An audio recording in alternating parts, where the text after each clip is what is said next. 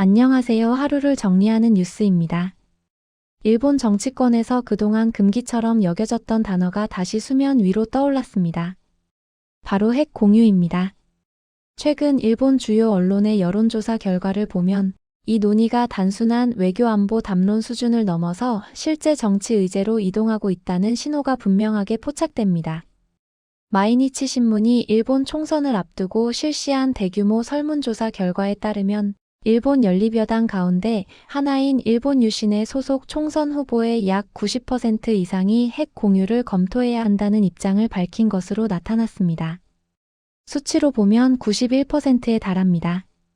이는 단순한 일부 강경파의 목소리가 아니라 당 차원의 방향성이 거의 정해졌다고 봐도 무방한 수준입니다.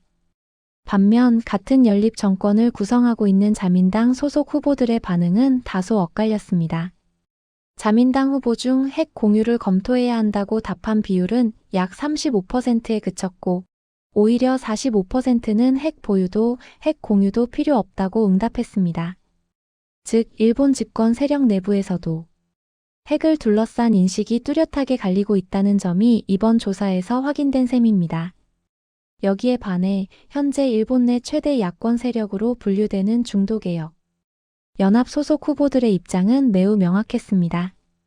무려 94%가 핵 보유도 핵 공유도 모두 필요 없다는 입장을 밝혔습니다. 이 결과만 놓고 보면 일본 정치권은 지금 핵 공유를 적극적으로 주장하는 세력과 현상 유지를 고수하는 세력 사이의 갈림길에 서 있다고 볼 수 있습니다. 그렇다면 여기서 말하는 핵 공유란 정확히 무엇일까요?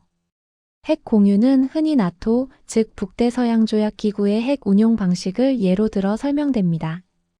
미국이 보유한 전술 핵무기를 동맹국 영토 내에 배치하되 최종적인 사용 권한은 미국이 갖는 구조입니다. 독일, 이탈리아, 벨기에 등이 이런 형태로 미국의 핵무기를 자국 내에 두고 있으며 평상시에는 미국이 통제하지만 유사시 공동작전 체계 안에서 운용되는 방식입니다. 일본이나 한국은 현재 이런 핵 공유 체제가 아니라 미국의 해구산에 의존하는 구조입니다. 핵무기를 자국 영토에 들이지는 않지만 미국이 핵 공격을 포함한 확장 억제를 제공한다는 약속을 통해 안보를 유지하는 방식입니다. 즉, 해구산은 보이지 않는 보호막이라면 핵 공유는 눈에 보이는 핵 억제 수단이라고 할 수 있습니다.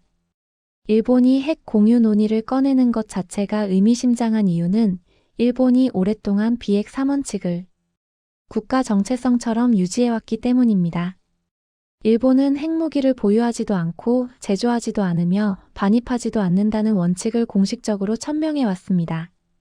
이는 히로시마와 나가사키의 원폭 피해 경험에서 비롯된 일본 사회의 깊은 트라우마와도 연결되어 있습니다. 하지만 이번 조사 결과는 이 비핵 3원칙이 더 이상 일본 정치권에서 절대적인 합의사항이 아니라는 점을 보여줍니다. 특히 일본 유신에는 자민당보다 더 우익 성향이 강한 정당으로 평가받고 있으며 이번 총선 공약에 핵 공유론의 시작을 명시적으로 포함시켰습니다. 이는 단순히 학자나 전문가 수준의 토론이 아니라 실제 정책 의제로 올리겠다는 선언에 가깝습니다. 더 주목할 부분은 자민당 내부의 변화 조짐입니다. 자민당 내에서도 보수 성향이 강한 인사들은 이미 비핵 3원칙 가운데 반입, 금지 조항은 재검토할 수 있다는 입장을 공개적으로 언급해왔습니다. 다만 현직 총리로서는 취임 이후 핵 문제에 대해 명확한 발언을 피하고 있는 상황입니다. 이는 일본 사회 내 반핵 정서와 국제적 파장을 동시에 의식한 정치적 계산으로 해석됩니다. 그러나 일본 유신회가 연립 정권 내에서 영향력을 확대하고 총선에서 여당이 승리할 경우 상황은 빠르게 달라질 가능성이 있습니다. 마이니치 신문은 여당이 총선에서 승리할 경우 일본 정부가 추진 중인 3대 안보 문서 개정과 맞물려 비핵 3원칙 재검토 논의가 본격화될 수 있다고 전망했습니다. 여기서 말하는 3대 안보 문서는 일본의 방위 정책, 국가안보 전략, 방위력 정비 계획을 포괄하는 핵심 문서입니다. 이미 일본은 이 문서들을 통해 반격 능력 보유, 즉적 기지 공격 능력을 공식화한 바 있습니다. 이런 흐름 속에서 핵 공유 논의는 결코 뜬금없는 이야기가 아니라 일본 안보 정책의 연장선상에 놓여 있는 선택지 중 하나로 볼 수 있습니다. 일본이 이렇게 방향을 틀고 있는 배경에는 분명한 국제 정세 변화가 있습니다. 중국의 군사력 증강, 북한의 핵미사일 고도화, 러시아와 우크라이나 전쟁을 통해 확인된 핵 억제의 현실적 의미 등이 복합적으로 작용하고 있습니다. 특히 우크라이나 사례는 일본 정치권에 큰 충격을 줬습니다. 핵을 보유하지 않은 국가가 강대국의 군사 압박 앞에서 얼마나 취약해질 수 있는지를 보여주는 사례로 받아들여졌기 때문입니다. 또 하나 중요한 변수는 미국의 전략 변화입니다. 미국은 동맹국들에게 더 많은 안보 부담 분담을 요구하고 있으며 아시아에서도 나토식 협력 모델을 확대하려는 움직임을 보이고 있습니다. 일본 내에서 핵 공유 논의가 힘을 얻는 배경에는 미국이 언제까지 지금과 같은 방식으로 일본을 보호해 줄 것인가라는 근본적인 불안감도 깔려 있습니다. 이런 흐름 속에서 일본의 핵 공유 논의는 한국에도 결코 남의 이야기가 아닙니다. 일본이 핵 공유를 공식적으로 검토하거나 추진할 경우 한반도 안보 환경에도 직접적인 영향을 미칠 수밖에 없습니다. 일본 영토에 미국의 전술 핵무기가 배치된다면 동북아 지역의 군사적 긴장은 한 단계 더 높아질 가능성이 큽니다.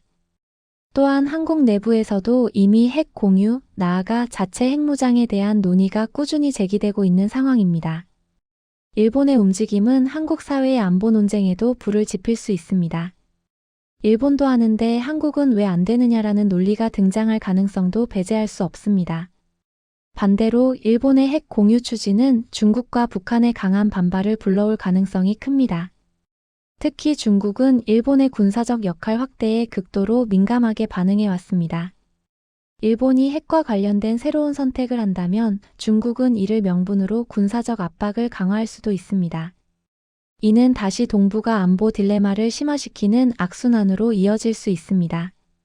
결국 일본 정치권의 핵 공유 논의는 단순히 하나의 정책 옵션을 넘어 일본이 전후 체제에서 어디까지 벗어나려 하는지를 보여주는 상징적인 신호라고 볼 수 있습니다. 비핵 3원칙, 평화헌법, 전수방위 원칙으로 대표되던 일본의 안보 정체성이 서서히 재편되고 있는 과정 속에서 핵이라는 가장 민감한 카드가 테이블 위에 올라온 것입니다. 앞으로의 관건은 총선 결과와 연립 정권 내부의 힘의 균형입니다.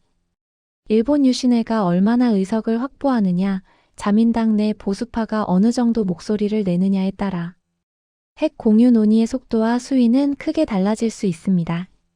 다만 한 가지 분명한 점은 일본에서 핵을 둘러싼 논의가 더 이상 말도 안 되는 가정이 아니라는 사실입니다. 지금 일본은 선택의 기로에 서 있습니다.